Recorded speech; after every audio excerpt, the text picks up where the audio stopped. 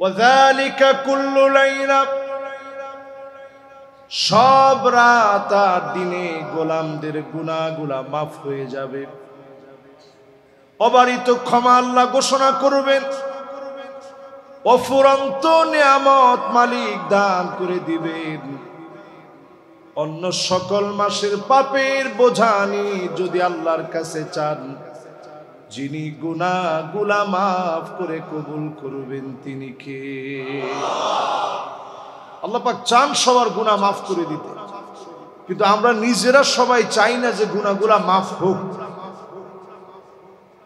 যে লোকটা চোখের খেয়ানত করে, সে জেনে শুনে খেয়ানত করে, আরো কয়েকবার করব তারপরে তওবা করব। যে লোকটা মিথ্যা বলে, সে জেনে শুনে মিথ্যা বলে যে আরো কিছু মিথ্যা বলবো এরপরে সোজা হোক।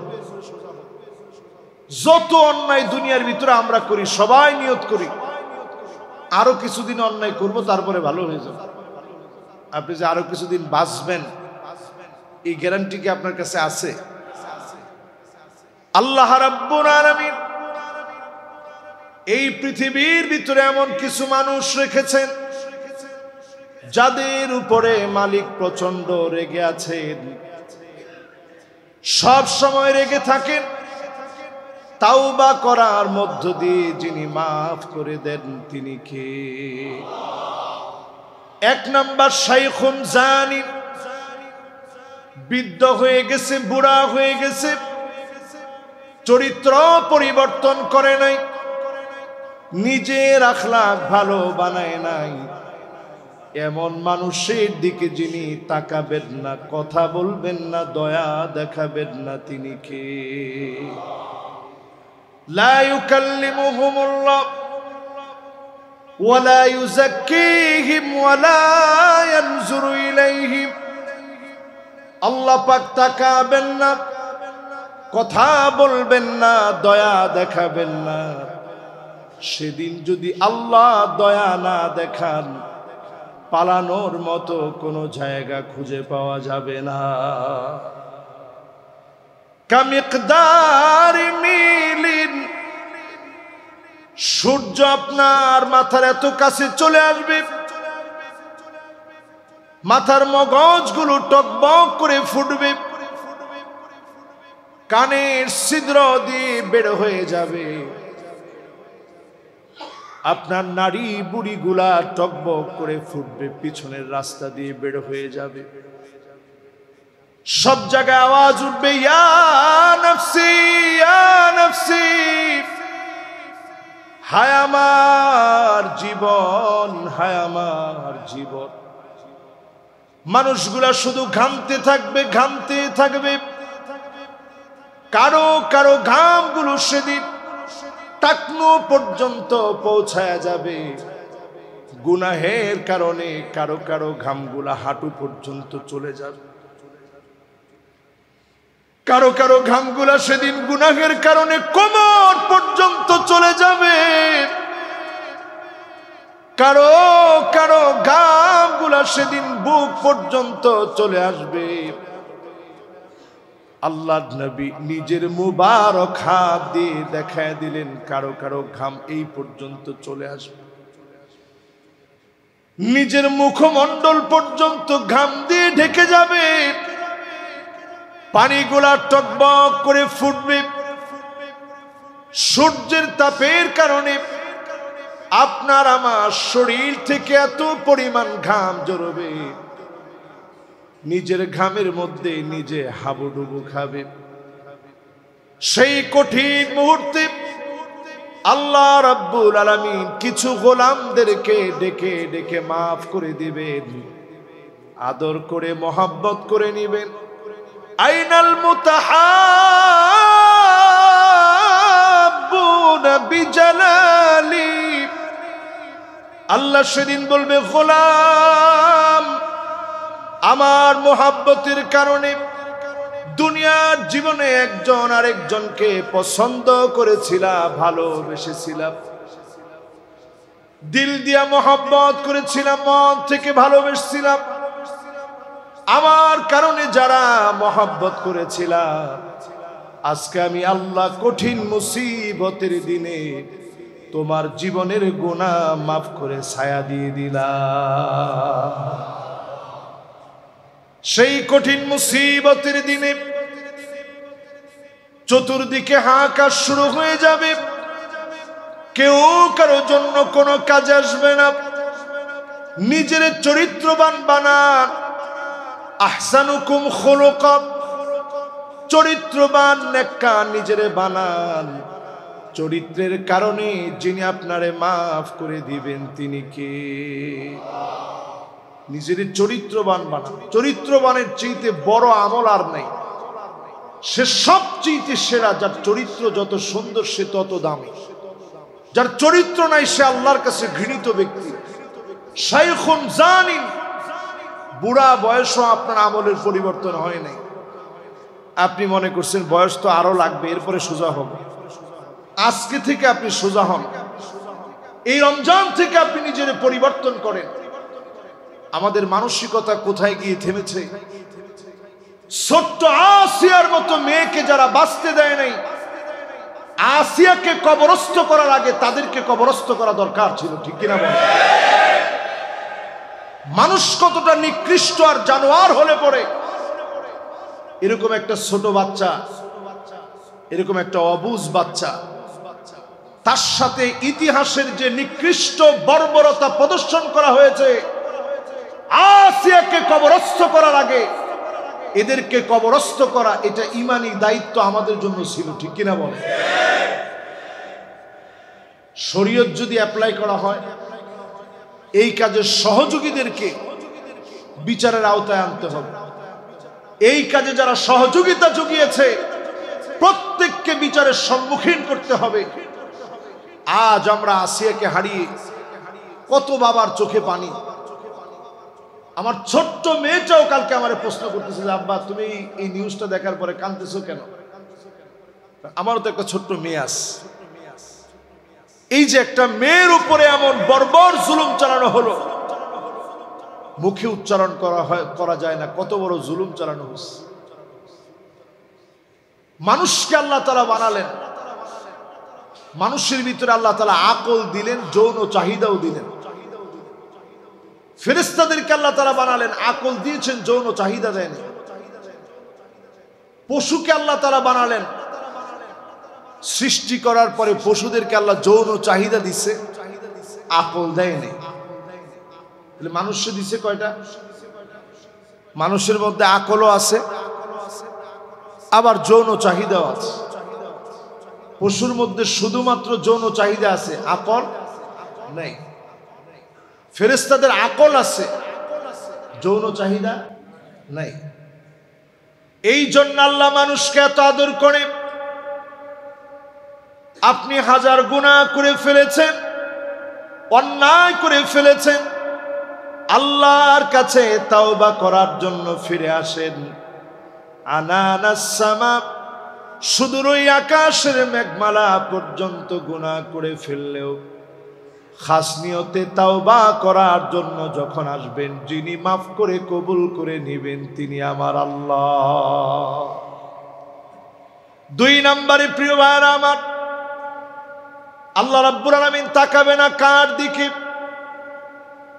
আল্লাহ পাক তাকাবে না মালিকুন কাযযাব, মিথ্যাবাদী শাসক, এমন মিথ্যুক মিথ্যাবাদী শাসকের দিকে যিনি তাকাবেন না, কথা বলবেন না, তিনি কে?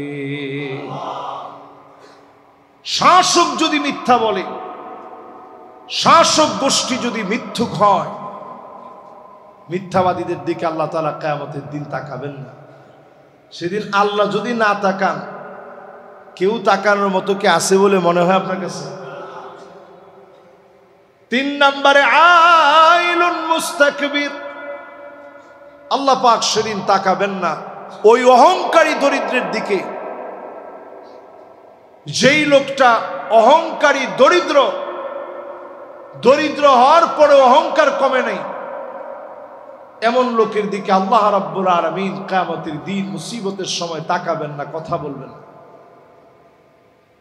চার নাম্বার, আল্লাহ কথা বলবেন না।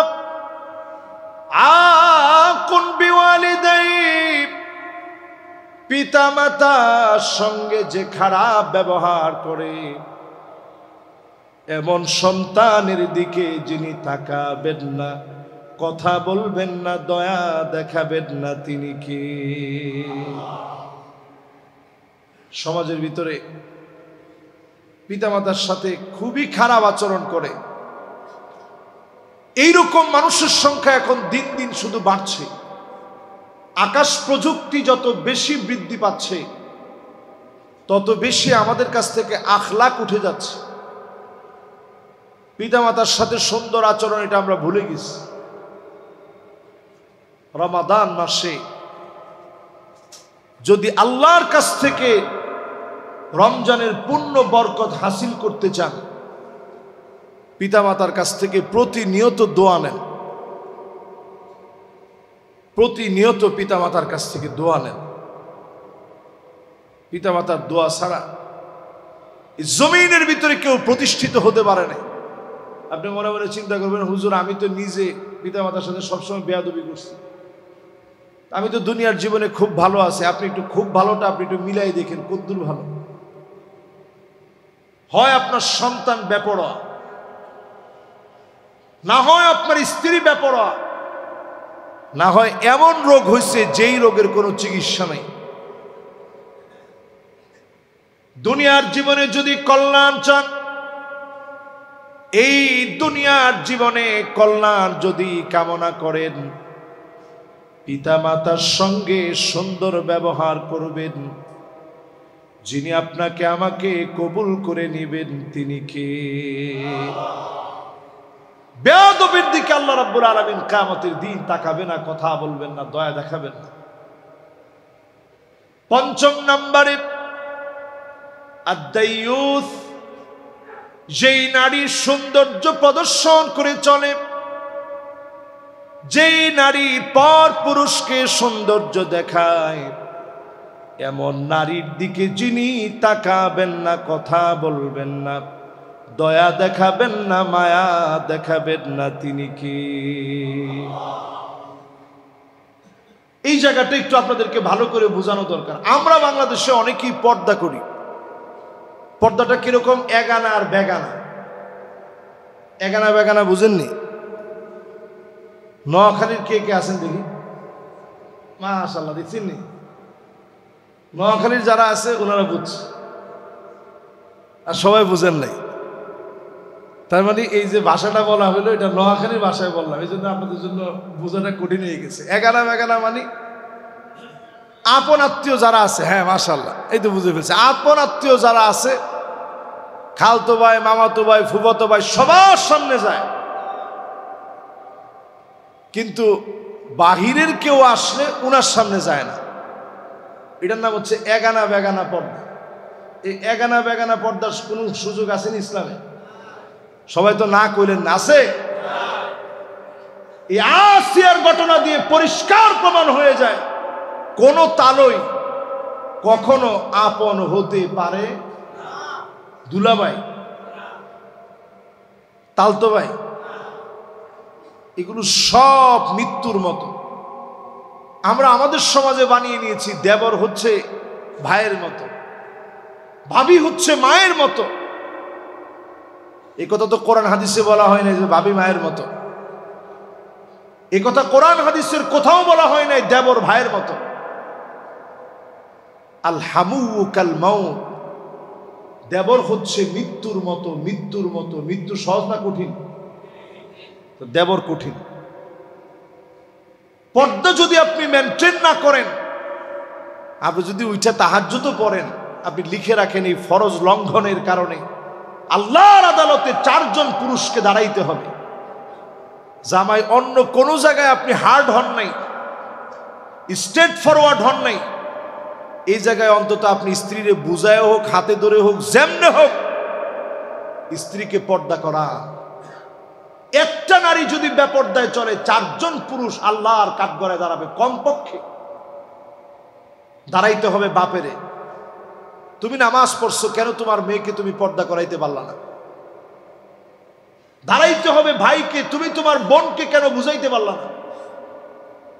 দাঁড়াইতে হবে স্বামীকে, তুমি কেন তোমার স্ত্রীকে তুমি বুঝাইতে পারলা না, দাঁড়াইতে হবে সন্তানকে, তুমি কেন তোমার মাকে বুঝাইতে পারলা না? একটা নারী যদি বেপরদায় চলে, কমসে কম 4টা পুরুষ আল্লাহর কাঠগড়ায় দাঁড়াতে হবে। আমাদের সমাজের ভিতরে এখন পর্দা এমন হয়ে গেছে, প্রাচ্যের অক্সফোর্ড থেকে পর্দাকে উঠায় দেওয়ার একটা নীল নকশা বাস্তবায়নের চেষ্টা চলেছিল, আল্লাহ তাআলা সেটা নস্যাৎ করে দিয়েছে। আলহামদুলিল্লাহ পড়ি। এখন থেকে একটু আপনিও দায়িত্বশীল হয়ে নিজের ঘরে পর্দাটা কায়েম করেন, বুঝান পর্দাও তো মানুষকে সুন্দর লাগে, পর্দাটা শুরু করে এই ফরজের দিকে আসে। যেই মহিলা দায়ুস হবে, শ্বশুরও দায়ুস হতে পারে।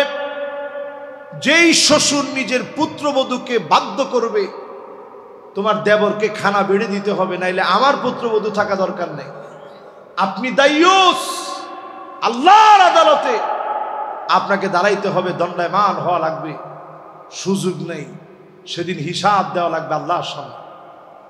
এরপরে আল্লাহ রাব্বুল আলামিনের হাবিব হাদিসের ভিতরে জানায় গেলেন, 6 নম্বরে আল্লাহ রাব্বুল আলামিন তাকাবেন না, কথা বলবেন না, দয়া দেখাবেন না, মায়া দেখাবেন না ওই লোকটার দিকে, যেই লোকটা দুনিয়ার জীবনে আল মুতারাজ্জিলা, পুরুষ হয়ে মহিলার মতো জামা পড়েছে, মহিলা হয়ে পুরুষের মতো জামা পড়েছে, এমন মহিলা এমন পুরুষের দিকে যিনি তাকাবেন না, কথা বলবেন না, দয়া দেখাবেন না, তিনি কি? আচ্ছা, সমাজের ভিতরে এখন এরকম পুরুষ বাড়ছে না কমছে? আরে মেয়ে, এইবারের ঈদের স্টাইলই হচ্ছে মহিলাদের মতো এখন একটা 3 পিসের মতো একটা পাঞ্জাবি বের হয়েছে, 3 পিসের স্টাইলে একটা পাঞ্জাবি বের হয়েছে। এটা দেখলে বুঝাই যায় না যে এটা আপনি পরবেন না ঘরওয়ালি পরবেন। পোশাক যদি এরকম হয়, রুচির দুর্ভিক্ষ লেগে গেছে আজ মুসলমানের ঘরে ঘরে। মুসলমানের সন্তান কানের ভিতরে দুল পড়ে, এরকম আছে? মুসলমানের সন্তান এখন মাথার ভিতরে ব্যান্ড লাগায়, বিরাট সুন্দর করে ব্যান্ড লাগায় একটু মেয়ে সাজার চেষ্টা করে। শরীফ শরীফার গল্প তো মাত্র যোগ হয়েছে সেই দিন, আমি তো তাকায় দেখি বাংলাদেশের ঘরে ঘরে রন্ধ্রে রন্ধ্রে শরীফ শরীফা হয়ে বসে আছে। ঠিক তো সবাই কর্ণে। এবার 2-1টা উদাহরণ দিলে আপনার কাছে পরিষ্কার হবে। বাপের সামনে মেয়ে ঘরের ভিতরে গেঞ্জি পরে, শার্ট পরে, ট্রাউজার পরে, এই অশালীন ড্রেস একটা পুরুষের মানসিকতা নষ্ট করে। হতে পারে আপনার মেয়ে। এই রকম কোন ড্রেস পরা বাপের সামনে প্রাপ্তবয়স্ক কোন মেয়ের জন্য জায়েজ নাই, জায়েজ নাই, জায়েজ নাই, হারাম। চোখের দৃষ্টি নষ্ট হবে বাবার, কুরুচিপূর্ণ চিন্তা আসবে, রমাদানের স্পিরিট নষ্ট হবে। এমন ড্রেস ঘরের ভিতরে পড়ে, আল্লাহর লানত তাদের জন্য। এমন মেয়েদের দিকে যিনি তাকাবেন না, কথা বলবেন না, দয়া দেখাবেন না, তিনি কে? বলেন তো আমরা কয় নাম্বারে আছি? এই যে 6 নাম্বার পর্যন্ত আপনারা কয়েকটা কি মুখস্থ বলতে পারবেন? বলতো দেখি 1 নাম্বারটা কি? মাশাআল্লাহ, বৃদ্ধ বয়সেও যার চরিত্র ঠিক হয় নাই, জেনাকা। 2 নাম্বার মিথ্যাবাদী শাসক। 3 নাম্বার 3 নাম্বার হচ্ছে দরিদ্র কিন্তু অহংকার কমে নেই। 4 নাম্বার মাশাআল্লাহ পিতামাতার অবাধ্যাচারণ। 5 নাম্বার দায়ুস, এটা আমাদের সবার মুখস্থ আছে। 6 নাম্বার মেয়ে হয়ে ছেলের মতো ড্রেস, ছেলে হয়ে মেয়ের মতো ড্রেস যারা পড়বে এই সমাজের ভিতরে নিজেরা অনেক আধুনিক মনে করে। আমার চাইতে আধুনিক কে আছে? নিজেরা খুব আধুনিক মনে করলেন। আপনি সুন্দর একটা ঘড়ি পরেন, আমি তো ঘড়ি পরছি, আপনি সুন্দর একটা আংটি পরেন, চোখের একটা চশমার ফ্রেম থাকতে পারে, কোনো অসুবিধা নেই। ডিলে ডালা সুন্দর একটা ড্রেস আপনি পরতে পারেন, সুন্দর একটা জামা আপনি পরতেই পারেন, রুচিপূর্ণ যে কোনো জিনিস পরতে পারেন। কিন্তু আপনি যদি মেয়ে সাজার চেষ্টা করেন, আল্লাহর লানত এটা। অসংখ্য মেয়ে এখন ছেলে সাজার চেষ্টা, ছেলেরা এখন মেয়ে সাজার চেষ্টা। এই জন্য এই যে সিমসাং কার্টুন আছে আপনারা দেখবেন, সেখানে ট্রান্সজেন্ডারের অনেক বিষয় ভবিষ্যৎবাণী সহ দেখানো হয়েছে, কি কি ঘটবে আগামীর পৃথিবীতে। কারণ তারা বিলিয়ন বিলিয়ন মার্কিন ডলার খরচ করছে শুধু এটাকে প্রমোট করার জন্য। রেইনবো কমিউনিটি, শুধুমাত্র সমকামিতাকে প্রমোট করার লক্ষ্যে বিলিয়ন বিলিয়ন মার্কিন ডলার তারা খরচ করছে সমকামিতাকে প্রমোট করার লক্ষ্যে। আপনার মনে একটা চিন্তা আসতে পারে যে হুজুর, এটাতে তাদের লাভটা কি? এই যে ট্রান্সজেন্ডারের মধ্য দিয়ে আপনি আপনার সংস্কৃতি, বিকাশ, মানসিকতা, আপনি আপনার নিজেকে বদলে ফেললেন। তাদের কাছে প্রতিনিয়ত দ্বারস্থ হতে হবে, চিকিৎসা নিতে হবে, ট্রিটমেন্ট নিতে হবে। সারা দুনিয়ায় যখন এই ট্রেন্ডিং শুরু হয়ে যাবে, তখন তারা বিলিয়ন বিলিয়ন টাকা আপনার পিছনে ব্যয় করে ট্রিলিয়ন ট্রিলিয়ন টাকা আপনার কাছ থেকে হাতিয়ে নেবে। ঠিক কিনা বলে? এই প্ল্যান প্রোগ্রাম তারা সারা দুনিয়া ব্যাপী করছে। এখনো যদি আমরা আমাদের ঘরে ঠিক না করি, কিয়ামতের একেবারে সন্নিকটের সময় আমরা আসি বলে আমরা মনে করি। দুনিয়াতে খুব বেশি দিন আমরা আসি এরকম না, কতদিন আসি আল্লাহ ভালো জানেন। তবে যে বিষয়গুলো আমাদের চোখের সামনে এখন পড়তেছে, মনে হয় না আমাদের খুব সময় আছে। এরপরে আল্লাহর হাবিব বলেন 7 নম্বরে, আল মান্নানু বিমা আতা, কোনো কিছু দিয়ে যে খোটা দিবে এমন লোকের দিকে যিনি তাকাবেন না, কথা বলবেন না, দয়া দেখাবেন না, তিনি কে? 7 নম্বর শেষ। খোটা দিবেন না কখনো। আমরা কিছু থেকে কিছু হলেই খোটা দেই। তোরে খাওয়াইছি আমি, জামা কিনে দিছি আমি, যাকাতের টাকা দিছি আমি। যাকাতের টাকা যে আপনি দিছেন, এটা তার উপরে কোনো অনুগ্রহ বা দয়া আপনি করেন নাই, হক আদায় করছেন। হাক্কুন লিসাইলি ওয়াল মাহরুম, বঞ্চিত মানুষের হকটা তার হাতে আপনি দিছেন। আল্লাহ আপনাকে ভালো রাখছেন, এর শুকরিয়া আদায় করছেন দিয়ে। আপনি নিজে চাইছেন আপনার সম্পদটা আরো বাড়ুক, এই জন্য আপনি যাকাত দিছেন। আপনি চেয়েছেন এই সম্পদগুলা জাহান্নামে যাওয়ার কারণ না হোক। আপনি চেয়েছেন জাহান্নামকে টেনে এনে আল্লাহ আমারে আযাব না দিক, এই জন্য আপনি যাকাত দিয়েছেন। যাকাত দেওয়ার পরও আমরা খোটা দিই যে আমি যাকাত দেই, আমি যাকাত দেওয়ার কারণে তুমি খাইতে পারো না, তুমি খাইতে পারতা। একটা বার আপনি চিন্তা করেন, আপনারে খাওয়ান কে? আচ্ছা, আপনারে আল্লাহ খাওয়ান, হয়তো আপনি একটু কষ্ট করেন, দৌড়াদৌড়ি করেন, যান, ঘুরেন ফিরেন, পরে খাওয়ান। একটা পাখির দিকে তাকায় দেখেন, খালি পেটে পাখিটা বের হয়ে যায়, ভরা পেট নিয়ে, আল্লাহর উপরে তাওয়াক্কুলের কারণে ভরা একটা পেট নিয়ে তার ঘরের ভিতরে ফিরে আসে। তারে খাওয়ায় কে? এমন এমন ছোট ছোট কীট প্রত্যঙ্গ আছে আপনি চিন্তাই করতে পারবেন না, খালি চোখে দেখা যায় না, তারেও তো আল্লাহ খাওয়াচ্ছে। ছোট ছোট কীট পতঙ্গ থেকে শুরু করে সবাই আল্লাহ খাওয়ায়। নীল তিমিরে খাওয়ায় কে? সুবহানাল্লাহ। আপনার আমার মতো 20-50টা মানুষ যদি তার পেটের ভিতরে চলে যায়, সে মনে করবে সকালের নাস্তাটা মোটামুটি হয়েছে। এরকম একটা নীল তিমিরেও তো আল্লাহ খাওয়ায়। আল্লাহ তাআলা সবাইরে খাওয়ান, নিজের কখনো খেতে হয় না। খাওয়া থেকে আল্লাহ তাআলা পুত পবিত্র, সবারে তিনি খাওয়ান।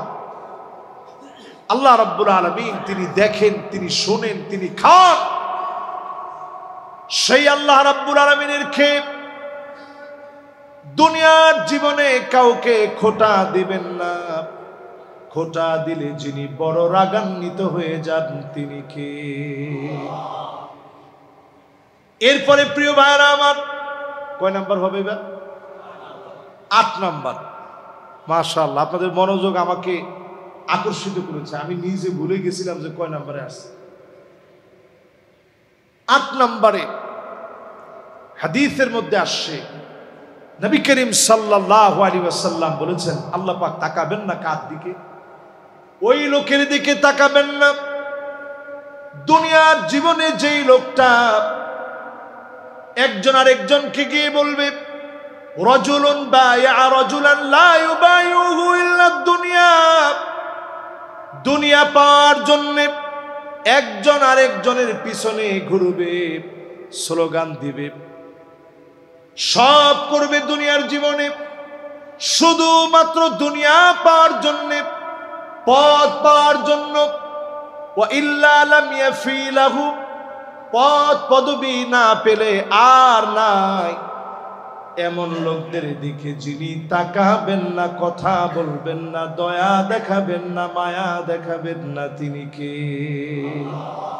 এবার একটু হিসাব মিলায় দেখেন, বাংলাদেশে যে যে দল করেন করেন, আল্লাহর জন্য করেন, একটু আল্লাহরে ভয় করেন। যদি শুধুমাত্র ক্ষমতার জন্য আপনি মনে করেন যে আমার ক্ষমতার চেয়ারটা লাগবে, সারা দুনিয়া আমার গিলে খাওয়া লাগবে, এরকম চিন্তা থেকে যদি আপনি দল করে থাকেন, ওয়া ইল্লা লাম ইয়াফিলাহু, বড় ধরনের মুসিবত আপনার জন্য। রাজনীতিরে আপনি কখনো ধর্মের জায়গায় বসায় দিন না, আল্লাহর দিকে আসেন, আল্লাহর জন্য কাজ করেন, আল্লাহ রাব্বুল আলামিনের গোলাম হয়ে যান। অল্প আমলে যিনি মাফ করে কবুল করে নেবেন তিনি কে? কয় নাম্বার শেষ? 9 নম্বরে আল্লাহ রাব্বুল আলামিনের হাবিব বলেন, আল মুসবিল, টাকনুর নিচে যার কাপড় থাকবে, লুঙ্গি পায়জামা প্যান্ট যদি টাকনুর নিচে থাকে উপরের দিকে উঠায় নেবেন। টাকনুর নিচে যারা প্যান্ট পরবে, লুঙ্গি পায়জামা পরবে, তাদের দিকে যিনি তাকাবেন না, কথা বলবেন না, দয়া দেখাবেন না, তিনি কে? এই শ্রেণীর লোক এখন সমাজের ভিতরে কম না বেশি? আমাদের ইমাম সাহেবরা বাধ্য হয়ে বলতেই হয়, যাদের টাকনুর নিচে প্যান্ট পায়জামা লুঙ্গি আছে, মেহেরবানি করে উঠান। আচ্ছা, এটা কি ইমাম সাহেবের দায়িত্ব নাকি? আপনারা কি এখনো মনে করেন যে ইমাম সাহেবের দায়িত্ব? এটা এই সময়ের কাজ নয়। নামাজের সময় আপনি টাকনুর উপরে উঠাইলেন, নামাজ থেকে যাওয়ার সময় আবার যেরকম সেরকম। এই সময়টা শুধু নামাজের জন্য এই কাজটাকে আল্লাহ তাআলা আবদ্ধ করে দেন নাই। সব সময় অহংকার নিয়ে কেউ টাকনুর নিচে পোশাক পরতে পারবেন না। এখানে আপনার একটা বিষয় বোঝার আছে, লিবাসটা কোনটা, যেটা শরীরের সাথে জড়ায়া থাকে, যেটা খুলতে অনেক কষ্ট হয়, টাইনা হেসড়ায় খুলতে হয়, যেটা গায়ের চামড়ার সঙ্গে লেগে থাকে, এটার নাম লিবাস। এই দেখেন পাঞ্জাবিটা, এটা লিবাস। পায়জামাটা, এটা লিবাস। এই পায়জামা পাঞ্জাবি যখন আমার আপনার পায়জামা পাঞ্জাবিটা টাকনুর নিচে চলে যাবে, এটা মারাত্মক দরজার একটা কবিরা গুনাহ হইল। প্রতিনিয়তই কবিরা গুনাহ আমরা করতে থাকি, অনেকে চলমান থাকে, খবরে অনেকেই এটা করি। অনেকে মনে করি যাক অসুবিধা নেই, আমার তো অহংকার নেই। আর অনেকে বাইরে যদিও টাকনুর উপরে থাকে, ঘরের ভিতরে যাওয়ার পরে লুঙ্গি একটা পরছে, এই লুঙ্গি কোন জায়গায় গেছে এটার কোনো খবর নেই। হারাম কাজ হচ্ছে প্রতিনিয়ত। ঘরের ভিতরে চিন্তা করছেন অসুবিধা নাই, তো এখন টাকনুর নিচে গেলে কি আর অসুবিধা নেই? ঘরের ভিতরে আসি, বাচ্চা কাচ্চা সবাই খেলাধুলা করতেছে, আপনি নিজেও যে এই টাকনুর নিচে লুঙ্গিটা থাকার কারণে পড়ে যেতে পারেন, একটা অ্যাক্সিডেন্ট হতে পারে, দুর্ঘটনা হতে পারে, ইসলাম তো এমনি এমনি দেয় না। আপনার হরমোনগুলো নষ্ট হয়ে যায় যখন আপনি টাকনুর নিচে আপনার প্যান্ট পায়জামা লুঙ্গি এগুলো যখন ছেড়ে রাখেন। আল্লাহ এই দুনিয়াকে একটা ব্যালেন্স করতে চেয়েছেন। এখনকার সময়টা এমন, সময়ের তো কোনো দোষ নাই, আমাদের দোষ। আমরা এমন হয়ে গেছি, অধিকাংশ মেয়েরা এখন টাকনুর উপরে তাদের পায়জামাটা পরে, আমরা পরি না। তারা পরে এখন, আমরা পরি না, অথচ তারা পরবে কি টাকনুর উপরে? আম্মাজানরা জিজ্ঞাসা করছে, ওমা নাসনাউ বিজুয়ুলিহিন্না ইয়া রাসূলুল্লাহ, আমরা আমাদের শাড়ির যে ঝুলুনি, কাপড়ের যে ঝুলুনি, এটাতে কি করবো? এই যে ঝুলুনি কয়টারে, এই ঝুলুনিটারে কি করব? নবীজি বলছে একেবারে নিচের দিকে ছেড়ে দাও। এই জন্য আমি ওমান সহ ওয়ার্ল্ডের বিভিন্ন দেশে, লেবাননেও দেখছি, ওমানেও দেখছি, সেখানে দেখছি একেবারে মহিলারা এত ঢিলেঢালা একটা বোরকা পরে, রাস্তার মধ্যে দিয়ে চলার সময় এটা দিয়ে একেবারে ঝুলতে থাকে। আর আমাদের দেশে এখন একটু উল্টা ফ্যাশন হয়ে গেছে, মহিলারা এখন টাকনুর উপরে পড়তে চায়। ছেলেরা নামাইছে টাকনুর নিচে, মহিলারা উঠেছে টাকনুর উপরে। আল্লাহর হস্তে এটা থেকে ফিরে আসেন। আজকে থেকে নিয়ত করেন আর জীবনে কোনোদিন টাকনুর নিচে অন্তত আমার লুঙ্গি থাকবে না, প্যান্ট থাকবে না, পায়জামা থাকবে না। পারবো না ইনশাআল্লাহ? এটা কি খুব কঠিন কাজ? এরপরে আল্লাহর হাবিব বলেন, তাকাবেন না কার দিকে? আল্লাহ রাব্বুল আলামিন ওই লোকের দিকে তাকাবেন না, কথা বলবেন না, দয়া দেখাবেন না। রাজুলুন বিফাদলি মাইন, যারে আল্লাহ পানি দিয়েছে দয়া করে অনুগ্রহ করে, সে পানি পাওয়ার পরে আরেকজনকে নিষেধ করে দিয়েছে, পানি নিতে দেয় নাই। শুধু পানি দিয়ে হাদিসের ভিতরে শব্দ বুঝালেও আপনার কাছে খাবার আছে, আপনি দেন নাই। আরেকজনের ক্ষুধা পেটে আপনার মনে দয়া তৈরি হয় নাই। আপনি যদি আরেকজনের জন্য দয়া দেখান, আপনার জন্য যিনি মায়া দেখাবেন, মাফ করে দিবেন, তিনি কে? ইন্না মিন আবাররিল বির আইয়ুদখিলাস সুরুর ফি কলবি আহাদিকুম, কারো মনের ভিতরে ব্যথা না দিয়ে এই রমজান মাসে আরেকজনের মুখে হাসি ফোটানোর চেষ্টা করেন, সওয়াবের নিয়ত করেন, অল্প স্বল্প আমল করলেন, আরেকজনকে কষ্ট দিন না, আরেকজনের সঙ্গে হাসি মুখে কথা বলেন, পারলে 5টা টাকা রিকশাওয়ালাকে বাড়ায়া দেন, শ্রমিকের অধিকারটা আপনি আদায় করেন, অন্যজনের দিকে দয়ার দৃষ্টিতে তাকায় কথা বলেন, ওই দিনের সবচেয়ে সওয়াবের কাজ বানায়া আপনার কাজটাকে যিনি কবুল করে নেবেন তিনি কে? খুব বেশি বড় একটা আমলের কথা বলিনি, টাকা খরচ হবে এমন একটা আমলের কথাও বলিনি। শুধুমাত্র একটু মানসিকতা লাগবে, আরেকজনের সঙ্গে একটু সুন্দর করে কথা বলতে শিখেন। আমরা তো কথা বলতে গেলে জীবনে হাসি আমার মুখে ফুটতে পারে এটা আমরা ভুলে গেছি। একটু হাসি দিয়ে কথা বলেন। রাসূলের এই আখলাকটা যদি আমরা নিতাম, একজন আরেকজনকে দেখে একটু হাসি দিয়ে কথা বলতাম, কথা বলতে যদি পারতাম, এটা আমাদের জন্য একটা নাজাতের উসিলা হয়ে যেত। এই দুনিয়ার ভিতরে এই যে আযাবগুলো আসতেছে, সারা দুনিয়া আযাবের দিকে দৌড়াচ্ছে, এমন না তো। এই যে যতগুলা বললাম, এই অপরাধগুলা এখন আমাদের ভিতরে আছে না নাই? সবগুলা আছে, সব অপরাধ ঢুকে গেছে। এই দুনিয়ার ভিতরে কেমন আযাব আসবে? ফালইয়ারতাকিবু ইনদা যালিকা রিহান হামরা, বাতাসের সঙ্গে আগুন আসবে, চতুর্দিক ধোঁয়ায় কালো হয়ে যাবে, বাতাসের সঙ্গে আগুন লেগে যাবে, আল্লাহ পাক ধরাশয়ী করে ফেলবেন, পাকড়াও করে ফেলবেন। যেদিন আল্লাহ ধরবেন, লস অ্যাঞ্জেলেসের দিকে তাকায় দেখেন, আল্লাহ পাক যখন ধরলেন, লাস ভেগাসের দিকে তাকায় দেখেন জেনার রাজ্য, জুয়ার রাজ্য, পাপের রাজ্যকে যখন আল্লাহ ধরেছে, মিনিটে একরকে একর জমি জ্বালায় দিয়েছে, ধাউ ধাউ করে আগুন জ্বলেছে। প্রযুক্তি হাহাকার করেছে, আগুন নিভাতে পারে নাই। কারণ আপনি একটু হিসাব মিলায় দেখেন, সারা দুনিয়ার মুসলমানদেরকে মারার জন্য কোটি কোটি মার্কিন ডলার যারা ব্যয় করেছে, তাদেরকে যিনি জ্বালায়া দিচ্ছেন তিনি কি? কেউ কষ্টে থাকুক এটা আমরা চাই না, কিন্তু আমাদের মুসলমানদের দিকে তাকালে বড় কষ্ট লাগে। ছোট ছোট ফিলিস্তিনের বাচ্চারা সাহারির সময় খাবার নাই, ঘাস খেয়ে মুসলমানের সন্তানেরা রোজা রাখতেছে। ইফতারির সময়ে ঘাস জাল দিয়ে ছোট্ট ছোট্ট বাচ্চার সামনে দেয়া হচ্ছে, থুতু দিয়ে ফেলে দিচ্ছে।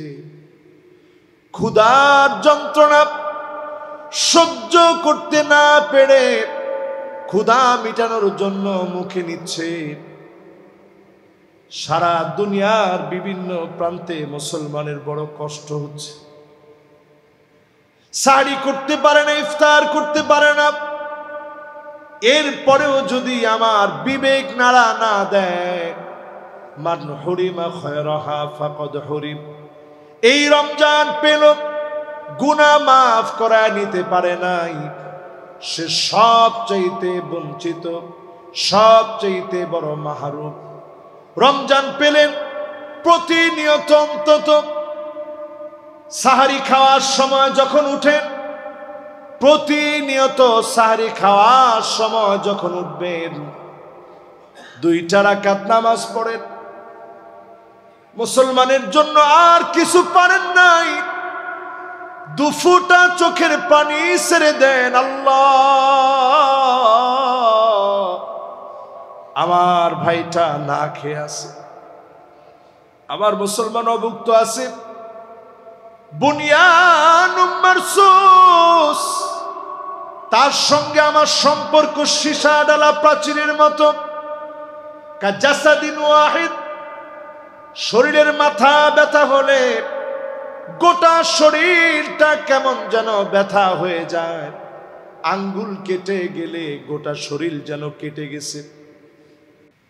একটা দেহের কোনো একটা অংশের ভিতরে কিছু লাগলে পুরা দেহটা যেমন ব্যথায় ব্যথায় ব্যথায় কাতর হয়ে যায়।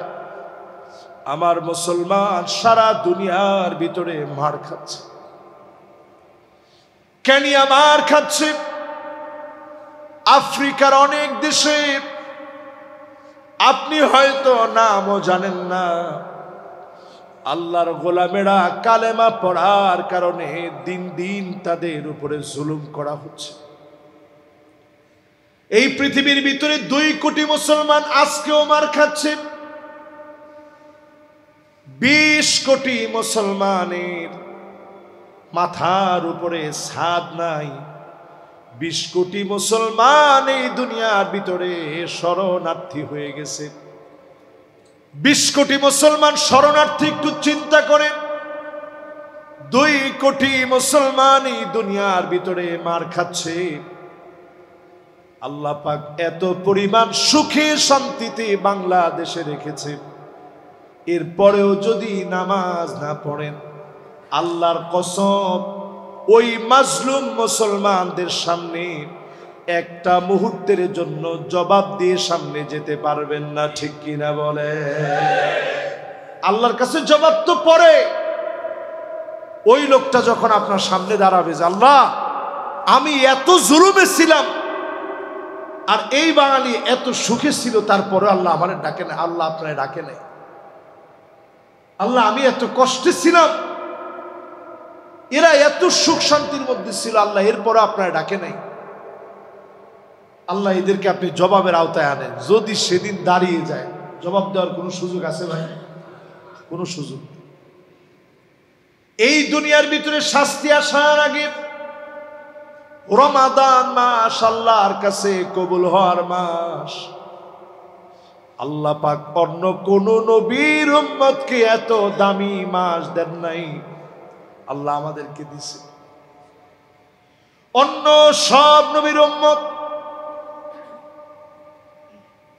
1000 মাস ধরে জিহাদের ময়দানে থেকে যেই পরিমাণ সওয়াব লাভ করেছে, রমজান মাসে শুধু একটা রজনী বেজোর রাতগুলো তালাশ করে করে যদি পেয়ে যান, একটা রজনীতে এর চাইতে বেশি সওয়াব যিনি দিয়ে দিবেন তিনি কে? এই রমজানে আসছে ইতিকাফ, এটা নিয়ে আরো বিস্তারিত বলবো ইনশাআল্লাহ। তবে এতটুকুন শুধু বলে রাখি, ইতিকাফ শুধুমাত্র এদেশের সিনিয়র সিটিজেনদের জন্য রেখে যাওয়া রাসূলুল্লাহর আমল না, যেটা শুধু মুরব্বীরাই আমলটা করবে, যুবকদের আমলের দরকার নাই, এরকম? আচ্ছা সবাই আরেকটা বার বলেন তো, এরকম? আপনি সাহাবীদের হিস্ট্রি ঘেটে দেখেন, সাহাবায়ে কেরামের মধ্যে যারা নওজোয়ান ছিল উনারাই তো ইতিকাফ করছেন। যারা চাকরিজীবী আছে, উনি যদি 10 দিন অফিস না করে, অনেকের তো চাকরি শেষ, এই লোকটা ইতিকাফটা করবে কেমন একটু বোঝান আমার। অনেক মানুষ এমন আছে যে মসজিদে তিনি যে থাকবেন, ওনার খাবারটা দিয়ে যাবে এরকম কেউ নাই, উনি কিভাবে ইতিকাফে বসবেন? এরকম বৃদ্ধ মানুষ আছেন, ওনার কয়েকদিন পরে পরে ডাক্তারের কাছে যাওয়া লাগে, উনি চিন্তা করছে আমি যদি ইতিকাফে বসে দিয়ে ডাক্তার দেখাবো কেন? কিন্তু যারা নওজোয়ান টকবকে যুবক, যারা বাদা আল ইসলামু গরীবান ওয়া সায়াউদু গরীবান তুবা লিল গুরাবা, ও নওজোয়ানরা, নিজের ব্যতিক্রম বানানোর জন্য সাজেক গেছেন বহুতবার, গেছেন না? বন্ধুদের সঙ্গে 3 দিন 4 দিনের ট্যুর মারছেন, সাজেকে ট্যুর দিচ্ছেন, কক্সবাজারে সব ঘুরছেন, গেছেন, কত জায়গায় হাঁটছেন। আল্লাহরে পাওয়ার জন্য 10টা দিন একটু নিয়ত করে ফেলেন, আল্লাহকে পাওয়ার জন্য যারা ইতিকাফে একদিক দিয়ে ঢুকবেন, আরেক দিক দিয়ে যিনি গুনাহ মাফ করে কবুল করে নেবেন তিনি কে? এই জন্য ইতিকাফ যুবকরা এবার আমি এই মসজিদে দেখতে চাই ইনশাআল্লাহ। আমাদের অনেক যুবক মুসল্লিরা ইতিকাফে বসবে। ইতিকাফে যারা বসবেন মাঝে মাঝে ইনশাআল্লাহ, আমি, আমার বাসা তো খুব বেশি দূরে না, আমি এসে অল্প সময়ের জন্য আপনাদের সঙ্গে একটু অবস্থান করবো, আপনাদেরকে নিয়ে কথা বলবো। আমাদের ইমাম সাহেব আছে, কথা বলবেন। আমরা অনেক যুবকরা মনেই করে নিছি যে ইতিকাফে বসতে তো হুজুর কথাবার্তা কিছু বলা যাবে না, কাজে ইতিকাফের দরকার নাই, যেমনি আসি। আমি যে মসজিদে 11 বছর ছিলাম, ওইখানে প্রথম বছর যাওয়ার পরেই যুবকরা ইতিকাফে বসছে। আমার কয়জন মুরব্বী এসে বলতেছে যে হুজুর এরা তো বসে বসে মোবাইল চালায়। আমি কাছে ঠিক আছে, মোবাইল ধরেন চালাইতেছে, কোথায় বসে চালায়? আল্লাহর ঘরে। এখানে কি খারাপ কিছু দেখা সম্ভব?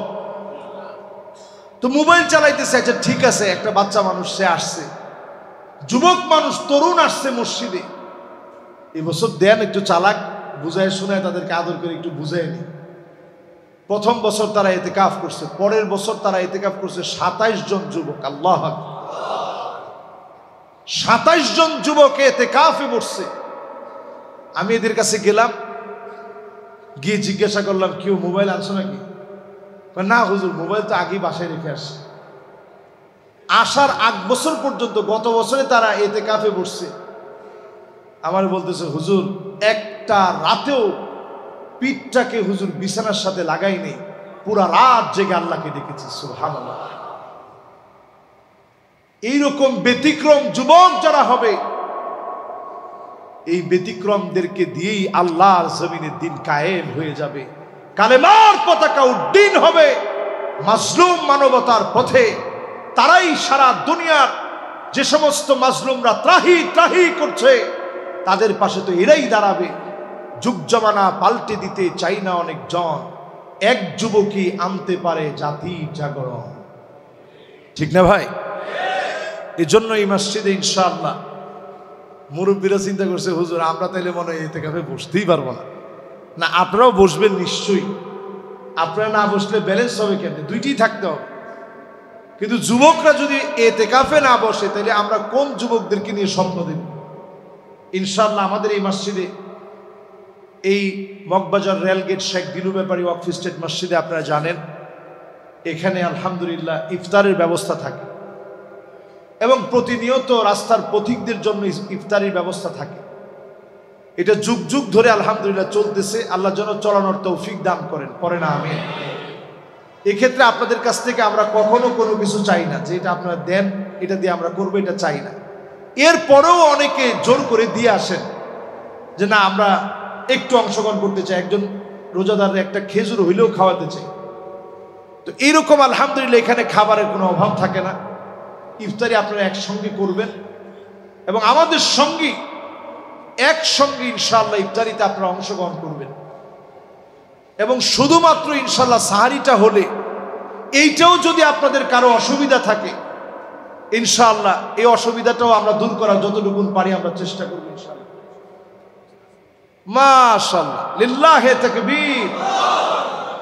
ইতিকাফ যারা করবেন তাদের খাবারের ব্যবস্থা থাকবে। মাশাআল্লাহ, এটা তো অদ্ভুত ব্যাপার। আলহামদুলিল্লাহ, এটা আমার জিন্দেগিতে আমি কোথাও দেখছি কি না জানি না। আলহামদুলিল্লাহ এখানে ইতিকাফ যারা করবেন সবার খাবারের ব্যবস্থা থাকবে। আলহামদুলিল্লাহ, আপনারা সবাই নিয়ত করে ফেলবেন, একদিক দিয়ে গুনাহ নিয়ে ঢুকবেন, আরেক দিক দিয়ে গুনাহ মুক্ত হয়ে চলে যাবেন ইনশাআল্লাহ। বলেন আল্লাহ রাব্বুল আলামিন এই মুবারক জুমআতে রমজানের রোজা রেখে, রোজা মুখে রোজাদারদেরকে সামনে নিয়ে আজকের যে কথাগুলো বললাম, বিমাশিয়াতিল্লাহি তাআলা ওয়া বিতৌফিকিহি ওয়া বিফদলিহি, আল্লাহ তাআলা কথাগুলোর উপরে আমল করার তৌফিক দান করুন, পড়েন আমিন। যারা আমরা সুন্নাহ আদায় করি নাই আমরা প্রত্যেকে সুন্নাহ পড়ে নিই। আসসালামু আলাইকুম ওয়া রাহমাতুল্লাহি ওয়া বারাকাতুহু।